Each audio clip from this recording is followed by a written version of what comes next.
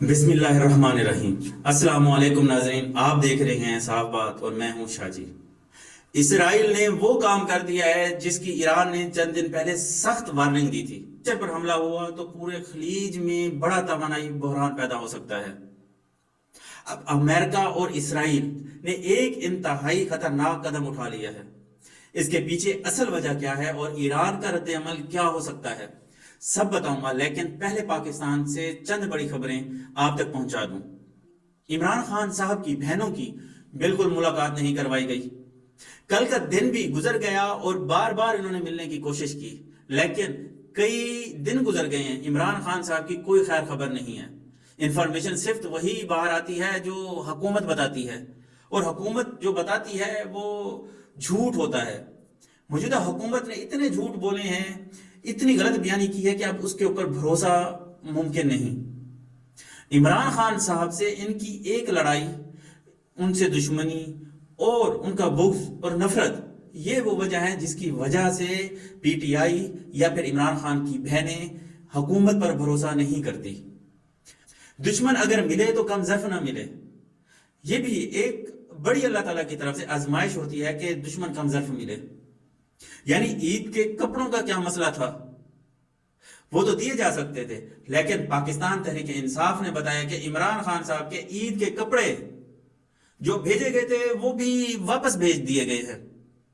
لیکن اب پاکستان تحریک انصاف نے ایک احتجاجی تحریک کھڑی کرنے کا اس لیے بھی فیصلہ کیا ہے، وہ کہتے ہیں کہ ہمیں دیوار سے لگایا جا رہا ہے۔ سلمان اکرم راجہ صاحب، جنید اکبر صاحب، شاہد خٹک، ایاز صاحب اور کچھ اور لوگ تھے، انہوں نے پریس کانفرنس کی اور پارٹی سے کافی مشاورت کے بعد پریس کانفرنس کی گئی۔ اب وہ کہہ رہے ہیں کہ عمران خان رہائی موومنٹ عید کے بعد شروع کرنے جا رہے ہیں۔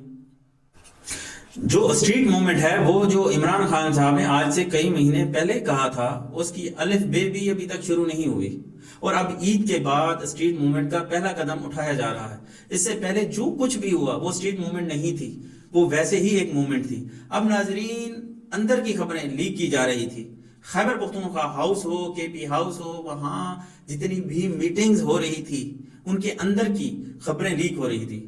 سہیل آفریدی صاحب کو اس بات کا پتہ چلتا ہے، انہوں نے پوری کی پوری اسپیشل برانچ کی ٹیم فارغ کر دی اور کہا سب کو نکالو، اور فرنٹیئر ریزرو پولیس کے 53 نئے اہلکار تعینات کیے گئے ہیں، جبکہ اسپیشل برانچ کو فارغ کر دیا گیا ہے۔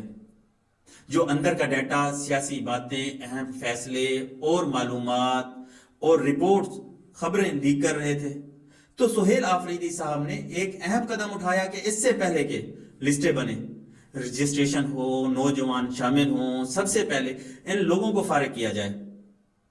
ناظرین، پاکستان میں حالات یہاں تک پہنچ گئے ہیں کہ آپ مالک صاحب کو جانتے ہیں جو ٹی وی پر شو کرتے ہیں، یہ وہ شخصیت ہیں جنہوں نے عمران خان صاحب کے سامنے بیٹھ کر گریبان پکڑنے کی بات کی تھی۔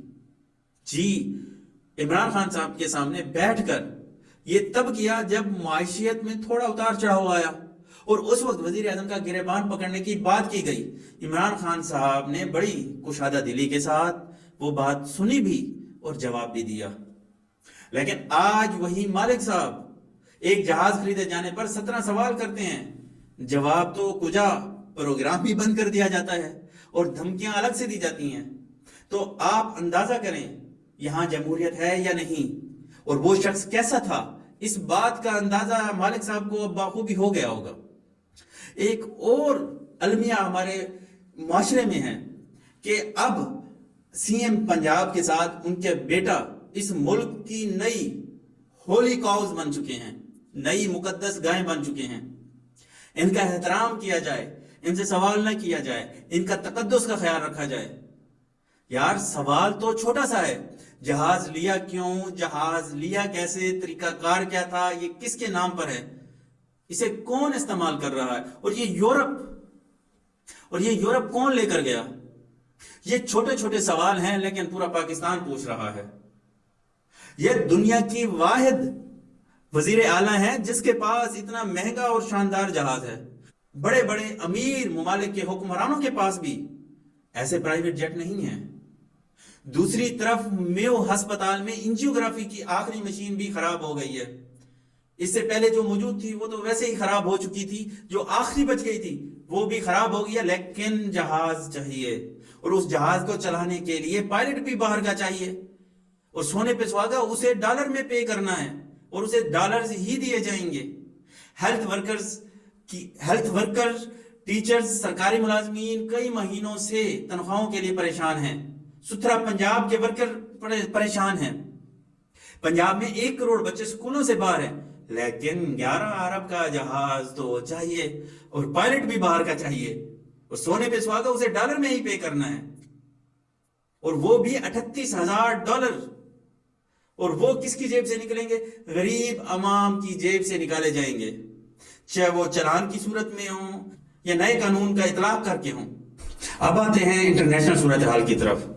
इसराइल ने ईरान के एनर्जी इंफ्रास्ट्रक्चर पर अमेरिका के साथ मिलकर हमला कर दिया है। यही वो हमला है जिस पर ईरान ने खबरदार किया था।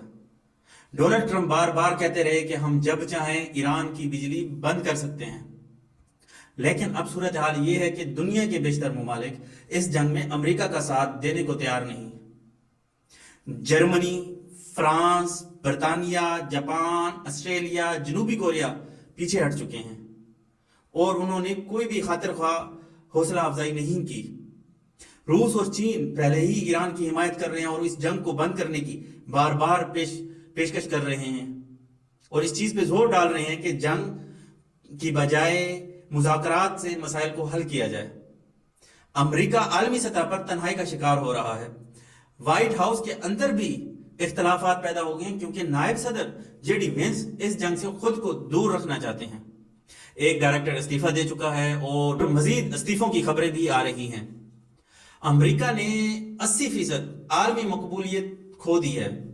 इस हमले में पारस गैस फील्ड को निशाना बनाया गया, जहां से ईरान अपनी तकरीबन 80% गैस हासिल करता है।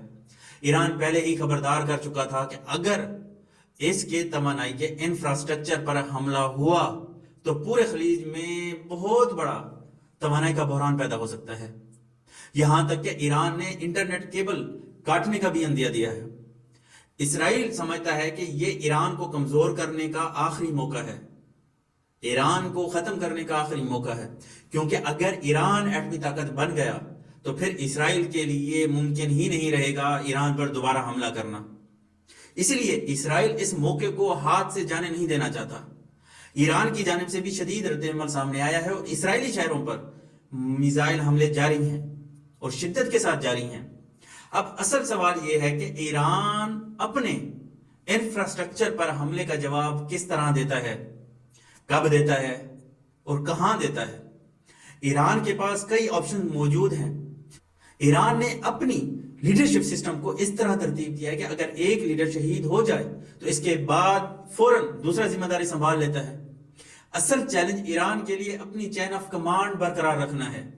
अगर ईरान चंद महीने ये जंग बर्दाश्त कर गया तो फिर सूरत हाल मुख्तलिफ हो सकती है। ईरान ये जंग जीत भी सकता है और बहुत कुछ मनवा भी सकता है और ईरान अपनी फतह का ऐलान भी कर सकता है, जबकि अमेरिका 8-10 दफा तो ऐलान कर चुका है कि हम जीत चुके हैं, लेकिन फिर वो नेटो, यूरोप और अरब कंट्रीज के सामने हाथ फैलाता है कि मेरी मदद करो। स्टेट ऑफ हॉर्मुज खुलवाने के लिए वो बार बार अपीलें करता है, कभी वो धमकियां देता है, कभी वो तरले मिन्नतें करता है। इन्ना लिल्लाहि व इन्ना इलैहि राजिऊन। ये मैं शुहदा के लिए नहीं पढ़ रहा, ये मैं पढ़ रहा हूं मुस्लिम उम्मा के हुक्मरानों के ऊपर, जिनकी खामोशी और जिनकी इस खामोशी से हजारों लोग फलस्तीन में कत्ल हो गए, उनकी नस्ल कुशी कर दी गई, उन मासूम बच्चों को कत्ल कर दिया गया। अब वही सिलसिला ईरान में शुरू हो चुका है और सब खामोश तमाशाई बने हुए हैं। और मेरा सलाम है उन शहदाओं को जिन्होंने इस्लाम के लिए, अपनी सरजमीन के लिए, अपने वतन के लिए, अपनी गैरत के लिए, अपने बका के लिए शाहजहां में शहादत नोश किया। अगर ये वीडियो आपको पसंद आई हो तो लाइक और शेयर कर दें, चैनल को सब्सक्राइब कर दें। मिलते हैं नेक्स्ट वीडियो में, तब तक अपना ख्याल रखिए, मुझे दुआओं में याद रखिए। फी अमानिल्लाह। पाकिस्तान जिंदाबाद।